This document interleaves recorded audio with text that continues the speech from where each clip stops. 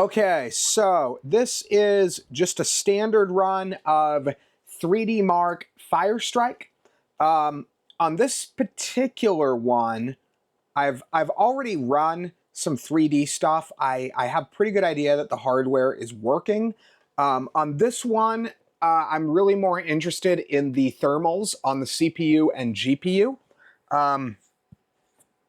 This particular build, as you might have been able to see in the thumbnail, is one of these well, not fancy, it's not fancy. It's one of these really basic new ITX cases. It's a tempered glass.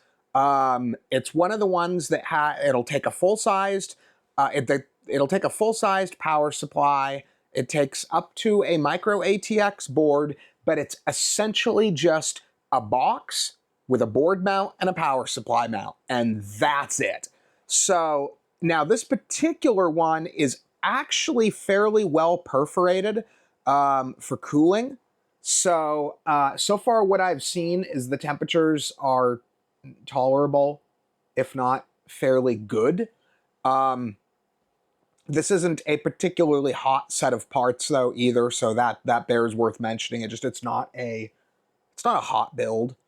The 6700 non-K and the GTX 1066 gig, they're both fairly cool components.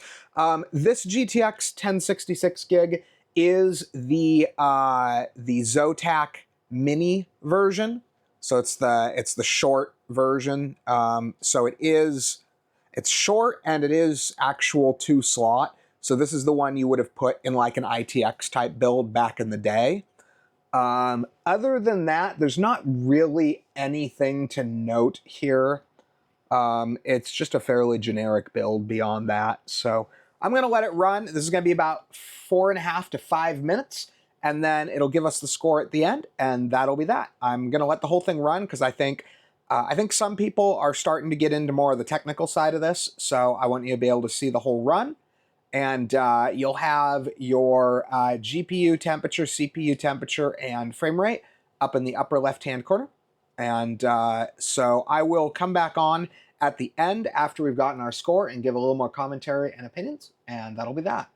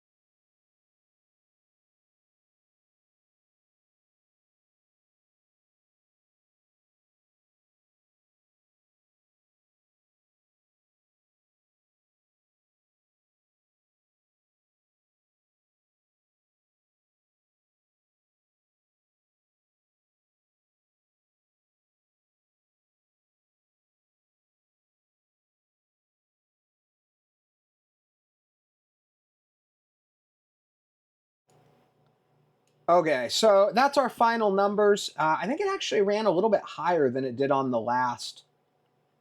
I don't think, let me see here.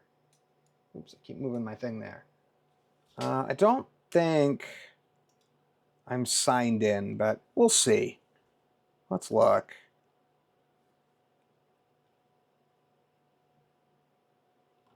Oh, I am. Yes, that's right where I would expect it to be.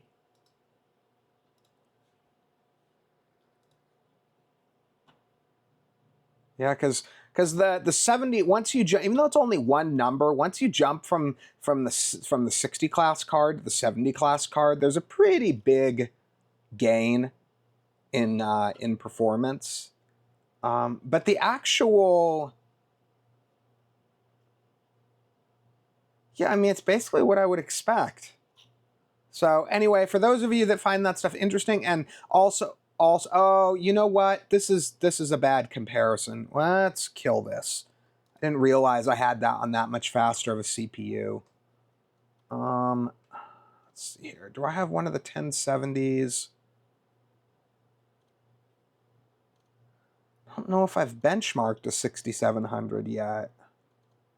I thought I did. Maybe I didn't. Okay, I guess I didn't benchmark a 6700 yet. The best I could do is show... let's look at a 4790K. I've done a bunch of that. 4790K with a GTX 980, if I have that. I thought I had that.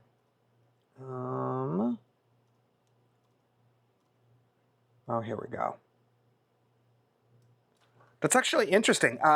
Typically, oops.